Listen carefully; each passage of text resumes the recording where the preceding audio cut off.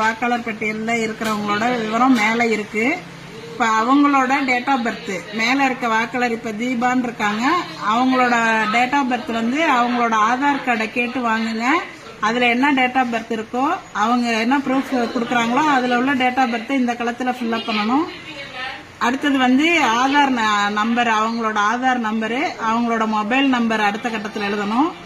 அடுத்த கட்டத்தில் வந்து தந்தை பெயர், தந்தை அல்லது பாதுகாவலர் அப்படின்னா வந்து அவங்க தந்தையோட பெயர் தான். தந்தையோட பெயரை எழுதுங்க. தந்தைக்கு ஓட்டர் ஐடி நம்பர் இருந்ததுன்னா ஓட்டர் ஐடி நம்பரை இதுல எழுதுங்க. அடுத்தது அவங்களோட அம்மாவோட பெயர், அவங்களோட அம்மா பெயர் இங்க, அவங்களோட வாக்காளர் அடையாள அட்டை எண்ணை இங்க போடணும். அடுத்தது துணைவரின் பெயர்னு போட்டிருக்காங்க. இவங்க இந்த லேடிஸா இருந்தா அவங்களோட ஹஸ்பண்ட் நேம், அவங்களோட ஓட்டர் ஐடி. ஜென்ஸா இருந்தாங்கன்னா அவங்களோட ஒய்ஃபோட பேரு, அவங்களோட ஓட்டர் ஐடி நம்பரை இந்த கட்டத்துல ஃபில் பண்ணணும். இது வந்து 2025 தான் இருக்கிறாங்க.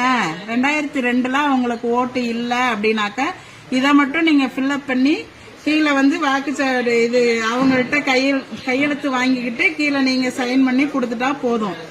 2002லயும் இவங்க இருக்கிறாங்க அப்படின்னு சொன்னாக்க இந்த டீடைல்ஸ் எல்லாம் இங்கேயும் ஃபில்அப் பண்ணி 2002 வாக்காளர் பட்டியலில் இருக்கிறவங்களோட டீடைல்ஸ் வந்து ஏற்கனவே நம்ம பிஎல்ஓ ஆப்ல கிரீன் கலர் பண்ணி வச்சிருப்போம். அந்த சீரியல் நம்பரை வந்து நீங்க சர்ச் ஆப்ஷன்ல போய் கொடுத்தீங்கன்னாவே அவங்களோட டீடைல்ஸ் வந்து 2002 உள்ள அவங்களோட பெயரு, அவங்களோட அடையாள அட்டை எண்ணு, அதுல உள்ள உறவு முறை, மாவட்டம், மாநிலம், சட்டமன்ற தொகுதியோட பெயரு, அப்ப உள்ள பாகம் என்ன, வரிசை என்ன எல்லாமே வந்து அந்த கிரீன் கலர்ல இருக்கிறத வச்சு நீங்க அதை வச்சு நீங்க இந்த டீடைல்ஸ ஃபில்அப் பண்ணிக்கலாம்.